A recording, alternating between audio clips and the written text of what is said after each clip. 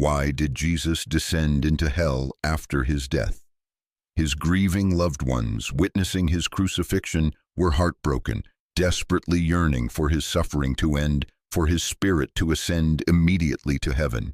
Yet that wasn't the divine plan. For 3 days he was absent, his whereabouts a complete mystery, stretching from the somber Friday of his crucifixion to the triumphant Sunday of his resurrection. What occurred during those crucial 3 days? The answer, while unclear to many, is subtly revealed within the scriptures, hidden in cryptic verses, hinting at the keys of hell, imprisoned spirits, and the very dominion of death itself. What precisely do these enigmatic passages signify? Where did Jesus' spirit reside while his body lay entombed? Before his death, Jesus himself prophesied this interim period. The Son of Man will be 3 days and 3 nights in the heart of the earth. The exact meaning of the heart of the earth is veiled in mystery, yet Paul clarifies it, stating that prior to his resurrection, Jesus descended to the lower parts of the earth. These interwoven scriptural passages unveil a pivotal truth. Upon his death, Jesus didn't immediately ascend to the Father. His descent to a specific location was deliberate and purposeful. But was this place truly hell? And if so, why was this descent necessary? A cryptic verse sheds light on this location and its inhabitants. For Christ also suffered once for sins, the righteous for the unrighteous, to bring you to God. He was put to death in the body, but made alive by the Spirit, through which also he went and preached to the spirits in prison. The phrase spirits in prison is a crucial clue concerning Jesus' purpose during this time. The common assumption that he went to free these spirits, however, is inaccurate. The true reason is far more profound and awe-inspiring. To fully grasp it, we must delve into the Jewish understanding of the afterlife prevalent during that era. This place, this heart of the earth, held a specific name in antiquity: Sheol in the Hebrew Old Testament, and Hades in the Greek New Testament. When the Bible refers to Sheol or Hades, it doesn't always mean the fiery pit of eternal torment often depicted in modern interpretations. In the prevalent Jewish worldview, Sheol represented the general abode of the departed, a realm where souls of both the righteous and the unrighteous resided, awaiting final judgment. Some Jewish traditions suggested a division within this realm, one section for the righteous, a place of solace frequently referred to as Abraham's bosom, and another for the unrighteous, a place of torment and suffering. This distinction illuminates the identity of the spirits in prison. They weren't demons like Satan or fallen angels. They were the souls of human beings who died before Christ's arrival. Their imprisonment stemmed from their confinement within this realm of death, an inescapable state without their own power. They awaited resolution, a final judgment. Jesus in spirit descended into this realm of the dead, Hades, a place teeming with human souls in a state of expectant anticipation. And Peter's verse explicitly states that he preached to them. His descent wasn't for punishment, it was a mission, a divinely ordained undertaking. But this mission wasn't a simple task. It was an incursion into enemy territory, a realm guarded by a formidable adversary who would undoubtedly resist him.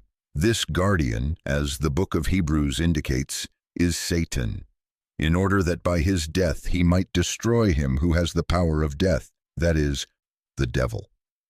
This verse reveals that Satan wielded the power of death, extending his dominion beyond the temptation of the living. He held sway over the fate of individuals even after death. He controlled this realm, keeping souls imprisoned under the power of death, preventing any escape through their own efforts. Thus, Jesus descended into a kingdom ruled by his arch-nemesis in an act of direct, defiant confrontation. This is where another significant clue arises, found in the book of Revelation. The resurrected Jesus himself proclaims his victory with decisive words: "I was dead, and behold, I am alive forevermore, and I have the keys of death and Hades." Keys are potent symbols of authority and absolute control. Possession of the keys signifies complete power to open and close the gates at will. If Satan previously held dominion over the empire of death, and Jesus now possesses the keys to death.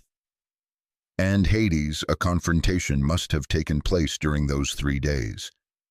Jesus' descent was, therefore, an act of war, an invasion aimed at stripping Satan of his authority. But why did Satan possess this power, and why did Jesus choose to reclaim it? To understand why Jesus needed to wrest control of death from Satan, we must trace the origin of Satan's power back to the beginning, to the Garden of Eden, to the disobedience of Adam and Eve. Sin entered the world, and the Bible is unequivocal on this point. The direct consequence of sin is death. For as by a man came death, by a man came also the resurrection of the dead. For as in Adam all die, so in Christ all shall be made alive. Satan, as the initial tempter who introduced sin, became the one who held the power of death. Jesus, however, was fundamentally different. Unlike humanity, he was sinless, but for his victory to be complete, dying wasn't sufficient. Death's domain was akin to an impregnable fortress, and the only way to breach that fortress was through death itself.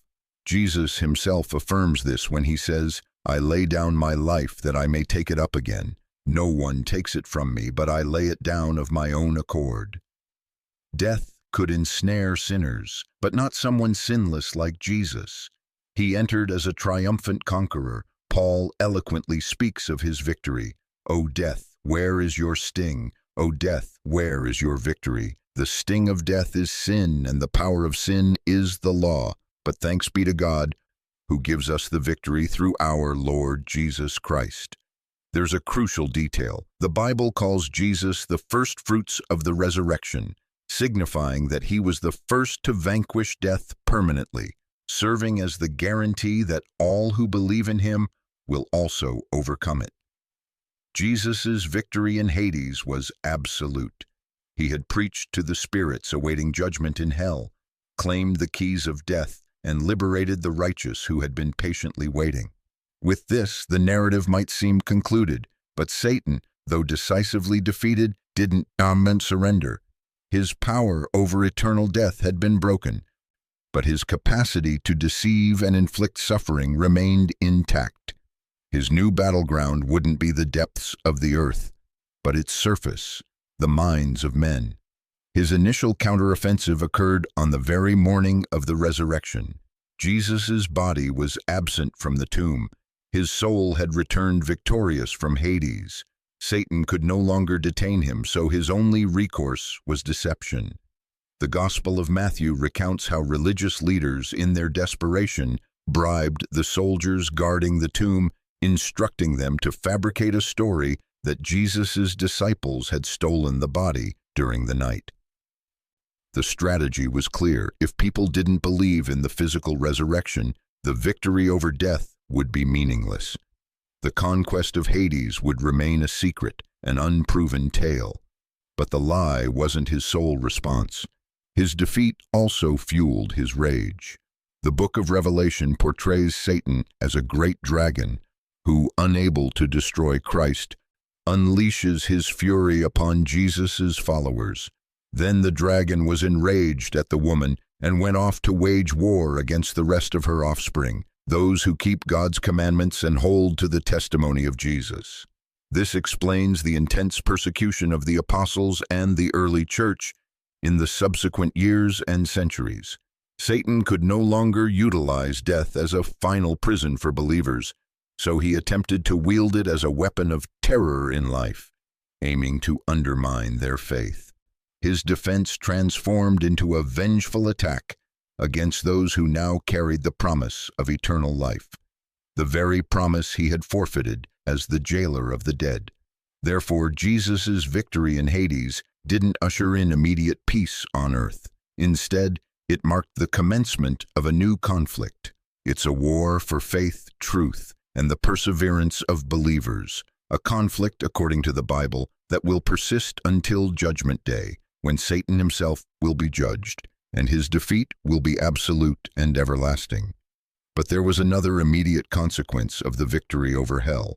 At the very moment of Jesus' death, the dead rose and emerged from their tombs in Jerusalem's cemetery. Matthew confirms this. And the tombs broke open, and the bodies of many holy people who had died were raised to life. They came out of the tombs after Jesus' resurrection and went into the holy city and appeared to many people. Jesus' descent into the realm of death is not merely a fringe interpretation. It held such significance that it was incorporated into one of Christianity's oldest and most revered texts, the Apostles' Creed. The Apostles' Creed isn't a biblical book. It's a concise, ancient declaration of faith, with origins traceable to Rome around the 2nd century. It was the statement individuals were required to make publicly to demonstrate their faith before baptism. Its purpose was clear: to succinctly and directly define the essentials of faith, and to protect the Church from early heresies that often denied Jesus' true humanity, his birth, suffering, and death. Its name, Apostles' Creed, stems from an ancient popular legend that each of the 12 apostles contributed a phrase before dispersing throughout the world. While historically inaccurate, the name reflects its foundation in the core teachings passed down by the apostles. This creed, still recited by millions of Christians, recounts the story of salvation, and at its heart lies a clear statement about Jesus' post-death actions. He descended into hell, and the third day he rose again from the dead. Interestingly, the phrase "descended into hell" wasn't present in the earliest versions of this creed. It started appearing more frequently in other declarations of faith beginning in the 4th century. Growing questions arose concerning Jesus' actual possession of the keys to Hades, leading to its inclusion in the creed to quell doubts. But the Apostles' Creed isn't the only ancient text upholding this belief. Other early Christian writings affirmed it even more forcefully. One crucial example is the Athanasian Creed, a comprehensive theological treatise offering a detailed explanation of Christian doctrines. It bears the name of Saint Athanasius, a prominent 4th century figure, the Bishop of Alexandria, and a staunch defender of the Christian faith against Arianism, a dangerous heresy claiming Jesus wasn't truly God but a created being.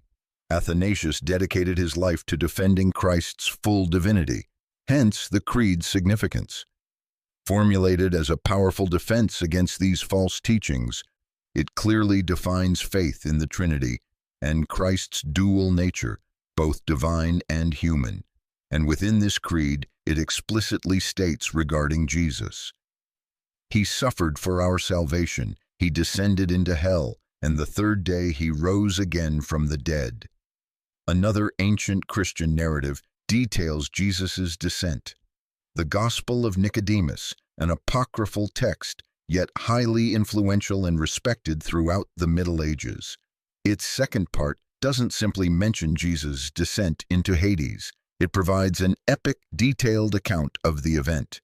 This narrative depicts a brilliant light piercing the darkness of the realm of the dead, filling Satan and all of Hades with terror. It recounts how Jesus, with a voice like thunder, commands the gates to open, and when they disobey, he shatters them. The account describes Jesus binding Satan and then extending his hand to Adam, the first man, lifting him up and leading him out of the darkness.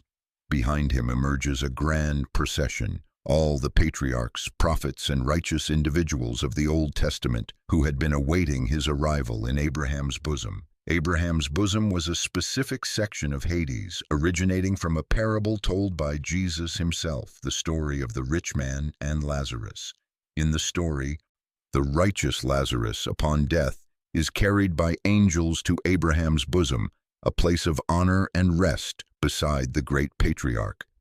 The rich man, however, is consigned to torment.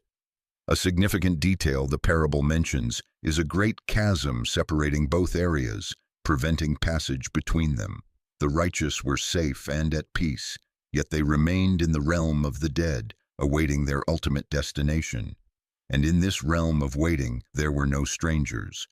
The prominent figures of Israel's history resided there: Adam, Noah, Abraham, Isaac, and Jacob, King David, the prophet Isaiah, John the Baptist, and all the saints and prophets who had died trusting in God's promises.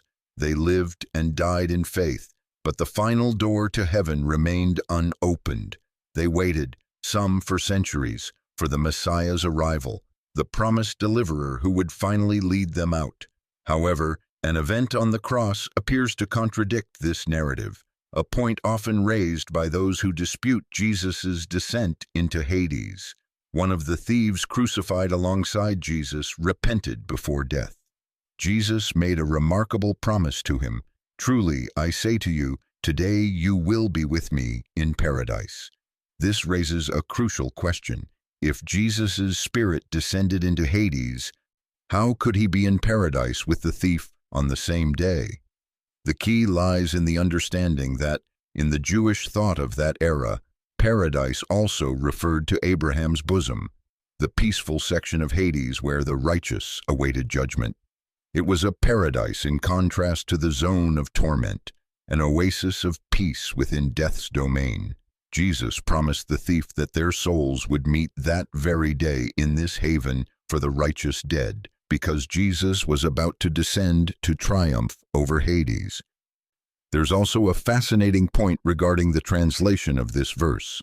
The earliest Greek manuscripts of the Bible lacked commas and punctuation, additions introduced by later translators. Some scholars suggest a different reading: "Truly, I say to you, today you will be with me in paradise." In this interpretation, today refers to the day Jesus makes the promise, not necessarily the day of fulfillment. While not the most widely accepted interpretation, it highlights how a small detail can open up new avenues of understanding. Jesus' victory in Hades and his resurrection marked a turning point. With the keys now in his possession, Jesus became the Lord of the realm of the dead. The keys allowed him to open and close cells at will, as he did to free the righteous. However, this doesn't imply the prison's demolition. The concepts of death and Hades persisted after Christ's resurrection. Their ultimate destruction, according to the Bible, is reserved for the end times. The book of Revelation describes this clearly, mentioning a final judgment for all humanity, the judgment of the great white throne. Before this throne, all the dead, both great and small, from every age, are summoned to be judged. And here, death and Hades play their final, definitive role. Then the sea gave up the dead that were in it, and death and Hades gave up the dead that were in them, and they were judged, each one of them, according to what they had done. At this point, death and Hades cease to be jailers. They are compelled to release all their prisoners to face God's final verdict. Their purpose is concluded. Once they have surrendered their last captives, their fate is sealed. They no longer have any reason to exist. They are the final enemies to be vanquished. Revelation depicts this with a powerful and definitive image. Then death and Hades were thrown into the lake of fire. This is the second death. This is the story's conclusion. Death itself is destroyed, cast into what the Bible calls the second death, a state of annihilation and eternal separation from God. The very concept of dying is eradicated from the new creation. Jesus' victory was a multi-stage plan. Its sting, sin, was removed at the cross. Its keys, authority, were taken during his descent and resurrection, and its very existence will be ultimately erased at the final judgment. In the promised new heaven and new earth, death will exist no more. Jesus' victory in Hades and the liberation of the righteous seemingly complete his mission in hell. But were human souls the only prisoners in the underworld? The Bible suggests other captives, far older and more powerful than humans. Other New Testament letters, such as Jude and 2 Peter, explicitly mention this. God kept the angels who sinned by chaining them in gloomy darkness to be kept for judgment. 2 Peter adds that God sent them to hell binding them in chains of darkness to await judgment. These aren't human spirits. They are angels from a far earlier heavenly rebellion, and they aren't in a waiting area like Abraham's bosom. They are imprisoned, awaiting their final condemnation. When Jesus entered Hades, he didn't merely bring light to Abraham's bosom. His victorious presence extended his authority into these prisons of darkness, not to offer forgiveness, as their judgment was predetermined since their rebellion, but to announce something momentous for them, that their leader, Satan, had just been defeated. Several prophecies in older books speak of this event. Early Christians saw it as the direct fulfillment of ancient prophecies. The most notable is found in Psalm 16, "For you will not abandon me to Sheol, or let your faithful one see decay." Centuries later, on Pentecost, immediately after Jesus' ascension, the Apostle Peter cited this very verse in the first public sermon in church history. His reasoning was compelling.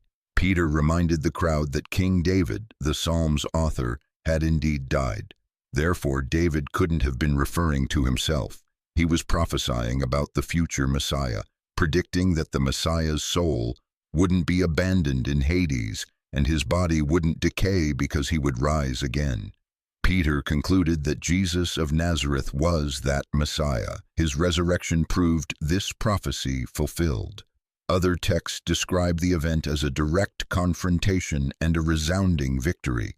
The Apostle Paul, in his letter to the Colossians, employs vivid military imagery.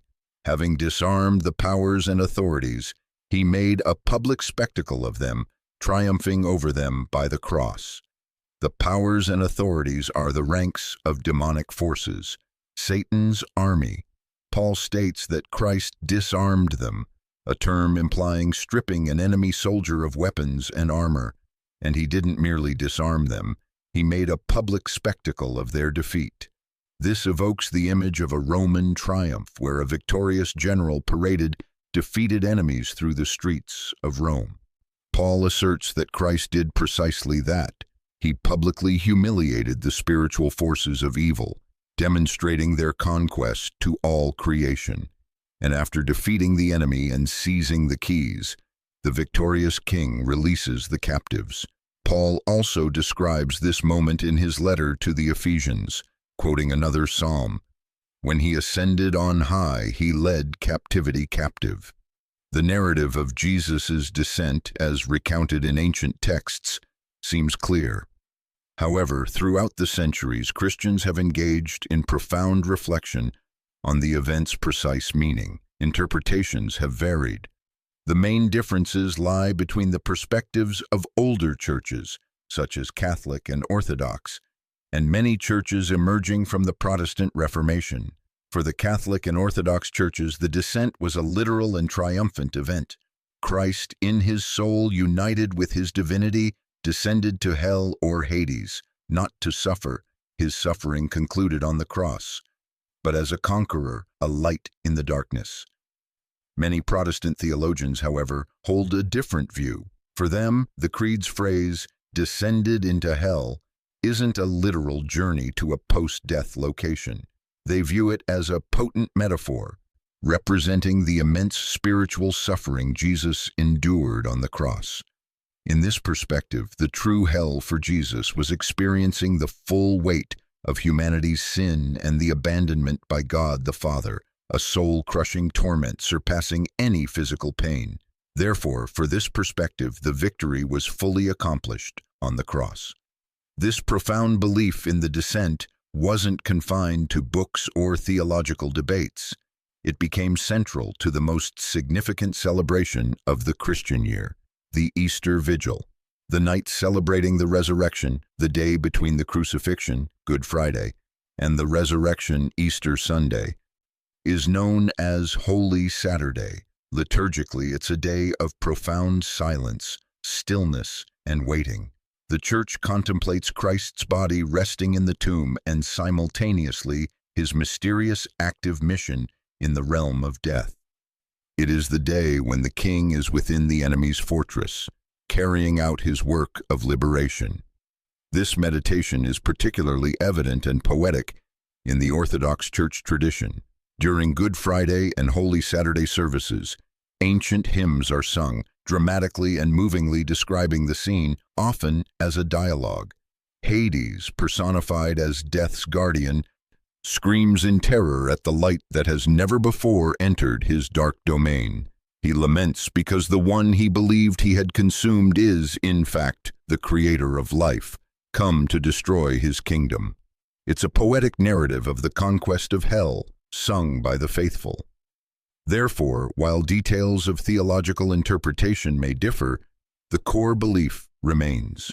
From ancient creeds to hymns sung today, the Christian faith affirms that Jesus' death wasn't a passive ending.